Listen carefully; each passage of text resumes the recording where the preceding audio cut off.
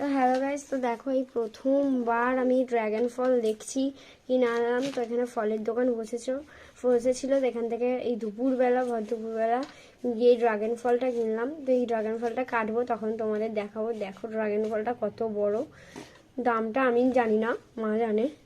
কিনেছি এত বড় ড্রাগন ফল, প্রথমবার দেখছি ড্রাগন ফলটা। তো তোমরা কি কি খেয়েছো আমাকে কমেন্ট করে জানাও। হ্যালো গাইস, তো দেখো ও সাদা ফেরতটা সাদা।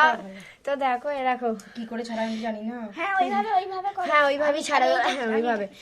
এবার তো দেখো আরে না, হ্যাঁ এটা আমরা খাবো। তো দেখো এই দানাগুলো আমি গাছে ফেলবো।